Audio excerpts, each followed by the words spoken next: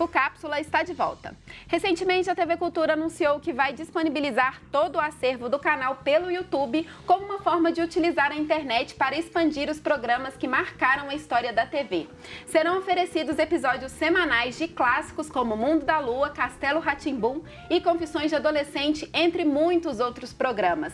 A notícia alegrou não só os fãs do canal, como também toda uma geração que passava horas e horas em frente à TV, se divertindo e aprendendo com os programas educativos e animados da emissora. E com a equipe do Cápsula não foi diferente. Como nós vivemos a nossa infância ali nos anos 90, nós ficamos muito felizes com a notícia e é por isso que a gente vai falar disso de novo, né, gente? Só coisa boa, né? Nossa, a gente tá aqui falando, né, tipo, da nossa época e tal, que a gente ficava lá assistindo.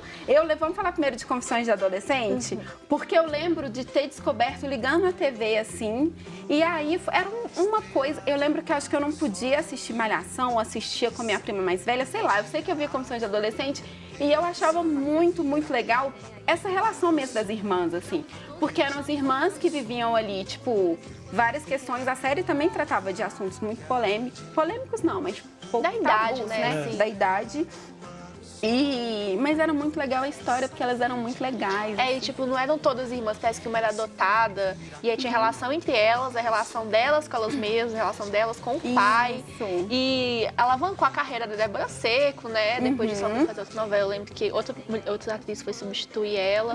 E eu lembro que eu achei esse programa, na verdade, quando eu tava na escola já, quando eu era mais velha. Esse acho que ele passou um pouco tempo Passou depois, aí acho que o professor usou esse programa pra explicar algumas coisas pra gente e tal. Eu lembro que era super legal, tipo uma malhação diferente, assim. Tipo assim, como eu era também muito novo, eu não tenho muito vínculo de lembrar de Confissões de Adolescente, porque, tipo assim, eu era mais criança e era um programa mais dos adolescentes, então eu ficava meio tipo assim, não, ainda não chegou a minha hora. Então eu não tenho tanto vínculo assim, mas eu lembro também de estar ligando, estar zapeando a TV e de ver algumas coisas assim. Eu achava muito legal dessa série, que acho que até então eu não via muito isso, porque elas conversavam entre, tinha entre elas e tinha aquele momento, sabe? Quase quebrando a quarta parede, tipo, do depoimento. Sim, que elas conversavam não sei o que, e tal. E eu achava aquilo ali muito legal. Eu curtia muito a interação legal, delas, cada irmã tinha uma idade diferente, então cada um tava passando por uma coisa diferente. Então, tipo, você tinha 13 ou você tinha 19 anos, você podia se identificar ali, era bem legal. Amava Confissões de Adolescente, vai ser bom revê-lo de novo. E aí tinha o Gloob Gloob, que pra mim, era o clássico da minha infância, eu adorava, ficava lá sentada de inteiro não, que eu lembro que passava de manhã, pelo menos, na época. E eu achava aquilo muito divertido, porque, tipo, tinha os dois peixinhos, mas tinha a carangueja, que chamava Carol, e eu falava, igual meu nome, muito bom. Mas é o que eu falei pra vocês aqui, no intervalo. Eu ficava olhando, tipo assim, como que essas pessoas ficaram com essa cara dentro dessa roupa de peixe? Sim. E a coisa tão assim, era idiota, porque tava todo mundo, era muito bom o programa, mas idiota no sentido assim, de entender. Como era novo, eu não entendia, mas era um bando de gente num chroma key com a cabeça de peixe e ficava de um lado e pro outro, sabe? Assim. Mas a gente tem que pensar também que na época que esse programa, ele foi produzido entre setembro de 91 e 99, setembro de 99. Era muito, tipo, inovador, as coisas, era sabe? Muito era muito chique. E aí tinha essa cabeça enorme, né? Pesava 3 quilos e tudo mais. E a maquiagem demorava 1 hora pra ser feita também. E eu acho que a impressão que dá aqui esses programas, que a gente falou da Débora Seco, das outras meninas também, eu acho que era um celeiro muito reunir atores muito bons. Porque existia uma característica desses programas que eram esquetes, várias histórias e tudo mais, eram, tipo, muito bons, assim, os atores e tudo mais. Eu acho que não tinham, tipo assim, não é uma pessoa ruim, assim, né? Tipo, atuando e fazendo as coisas. E o outro negócio muito legal desse desenho, que eu lembro que passava um monte de desenho, umas produções, tipo, de fora, sabe? Uns trem nada a ver, umas coisas assim, meio... Hoje não fazia que até meio cult, sabe? Porque eram umas animações super antigas, não, tipo, estrangeiras, umas paradas diferentes, mas eu passava, isso era assim, muito bom. E assim, só da gente olhar, né, a foto e ver a maquiagem deles ali, de fato, era tudo muito bem feito, igual vocês falaram, né? Era bem teatral, assim. Era muito bem feito tudo. Então, acho que encantava o nosso imaginário e da novidade, da questão, né, do chroma key.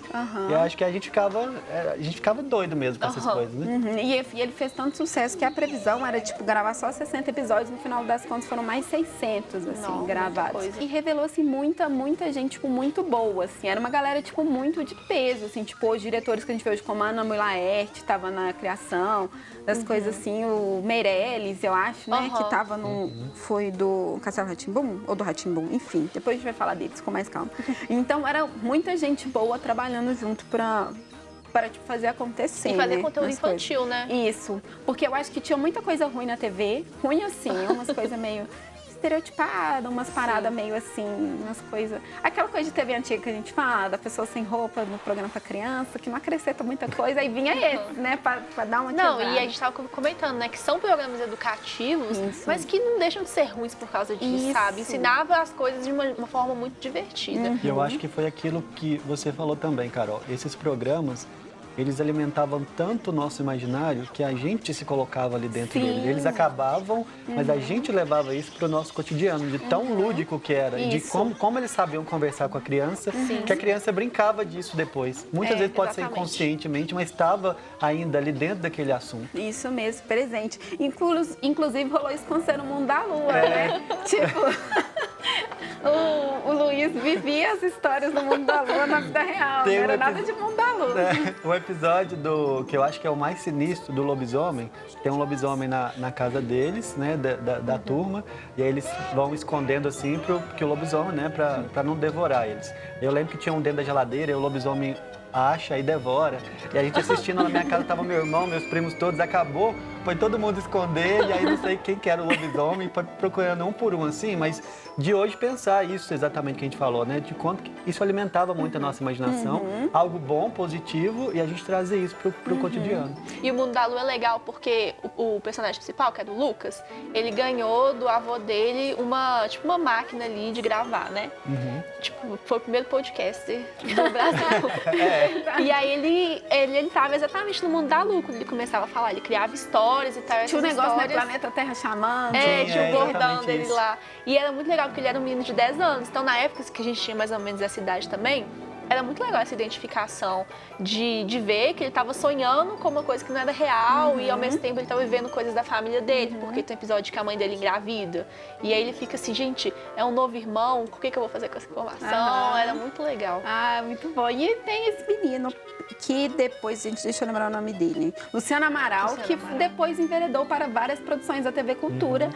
Que aí foi o famoso Pedro do Castelo Rá-Tim-Bum. E aí, esse eu acho que é um dos ícones, assim, maiores, assim, dessa época. Que, aliás, na verdade, ele foi tipo um derivado, assim, né? Castelo Rá-Tim-Bum, na verdade, foi derivado de Rá-Tim-Bum, que eu acho que Rá-Tim-Bum era o meu programa preferido. Ah, o meu também. Porque Rá-Tim-Bum reunia, assim, tudo. Tinha uns personagens, tipo, muito loucos, do tipo... eu lembro do cara lá do jornal, que era o apresentador do jornal, que ele era um boneco, aí ele tinha a repórter, que era a Darlene, que era meio doidona. Aí tinha um cara que era um máscara. E... Tinha a menina que tinha boneca, que era careca também. Isso, a boneca cara. Ai, aquela É engraçado vocês falarem isso, né? Porque a gente conversando na pesquisa, eu fui buscar lá no fundo da memória o Rá-Tim-Bum, porque... A minha lembrança mesmo é do Castelo Rá-Tim-Bum. Nem a Ilha Rá-Tim-Bum, que eu também lembro, mas o Castelo Rá-Tim-Bum acho que é um dos mais consolidados, assim, se a gente for lembrar, né, de toda a programação da TV Cultura. O Rá-Tim-Bum é um marco, assim, muito grande, porque eu acho que ele foi uma das coisas que tinham, assim, muita coisa. Ele mesmo, o projeto foi do Fernando Meirelles, reunia de tudo quanto é coisa, assim, de curiosidade para a criança aprender, tipo, o que é escuro ou claro. São crianças que estavam começando a ser alfabetizadas, começando a entender mais do mundo mesmo, né? E aí fez tanto sucesso que até, tipo, tiveram esses derivados aí, que um deles foi o Castelo Rá-Tim-Bum mesmo, que tem personagens que eu acho que levaram um pouco disso, dos personagens super marcantes e importantes, né? O Pedro, o Nino, a Bia. E quem foi diretora foi a Ana Laerte, né? Isso. Então, assim... Não sei se vocês tiveram já vontade, eu acho que era a parede do quarto do Nino, que você sentava e virava. Eu já fiz isso. E aí eu sempre falava assim, não, eu queria um quarto que eu sentava e a parede virava. Quando teve a exposição, né, do Miss lá em São Paulo, do Castelo Rá-Tim-Bum, eu fui, na época, junto com uma outra estagiária que trabalhava aqui na TV, a gente chegou assim, quase chorando lá dentro. e tinha esse negócio do quarto. A gente falou, não, eu acredito, minha infância está zerada, porque eu consegui virar, né? Era muito legal esses programas, porque acho que uma primeira vez a gente não via um adulto fazendo conteúdo pra criança, né? Tipo, sei lá, Eliana Luciana, Xuxa. Eram crianças fazendo conteúdo para crianças. Assim, apesar do Nino ser mais velho. E aí eu acho um negócio que marcou também muito, que a gente esqueceu de falar, que o Marcelo Taz, eu acho que é o personagem mais importante, talvez, da carreira dele. Porque ele era o professor Tibúrcio no Rá-Tim-Bum, né? Que ele explicava as coisas. E aí ele tinha a parte do Zequinha, que ele sempre perguntava, mas por quê? E eu aprendi muito aquilo lá. Sei que ele, tipo, questionava. E quando a minha mãe falava uma coisa comigo, eu falava, não, porque não é resposta. Tipo, né? Aprendendo as Acho que muito do que a gente é e do que a gente sabe hoje em dia foi graças à TV Cultura. A lavar as mãos, né? Sim. Daquele vídeo. Higiene pessoal, né? Muita coisa a gente aprendeu na TV Cultura, foi muito legal. E aí tem o X-Tudo, que eu acho também que tinha uma coisa diferente, que tinha um apresentador fixo e tinha o X. E aí eu acho que tinha interação dele com outras crianças. Tipo, tinha, acho que a Fernanda Souza fazia parte do elenco.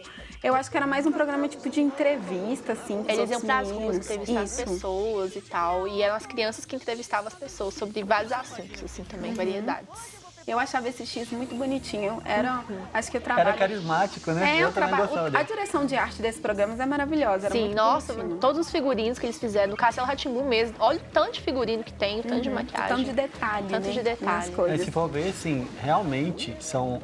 Né, dessa questão profissional, quão profissional e ético eles eram, porque eles mexiam com essa questão pedagógica, né? E falar com a criança, você não pode dar qualquer coisa. Principalmente nesses primeiros passos. Eles tinham essa preocupação pedagógica que pessoas, né, assim, hoje, com a nossa consciência de adulto, vendo as crianças, o quão ético eles eram para mexer nesse universo. Sim. Não é à toa que marcou muito bem, positivamente, assim. E para encerrar nosso papo, a gente vai botar um bônus, que não é da TV Cultura, mas a gente não pode deixar de falar que é da TV Cruz, porque nós somos ultrajovens merecendo respeito. Que aí, tipo, tinha isso... Que eu acho que reunia a coisa do desenho. Eu acho que, como era mais, acho que nos anos 2000, se eu não me engano, isso, que ele foi de 2000 até 2003, mais ou menos. Então já era um pouco mais pra frente, assim, né, desses programas. E aí era aquele momento que a gente continuava naquela fase de TV, mas acho que como a gente estava um pouquinho mais crescido, tinha aquele negócio, né? Eu cresci, eu sou ultra jovem, eu tô cansada porque a premissa da TV Cruz era isso, a TV tá muito chata. Vamos fazer uma TV melhor para os ultra jovens. Assim. E passava muita animação boa, 101 Dálmatas, o próprio Timão e Pumba passava isso.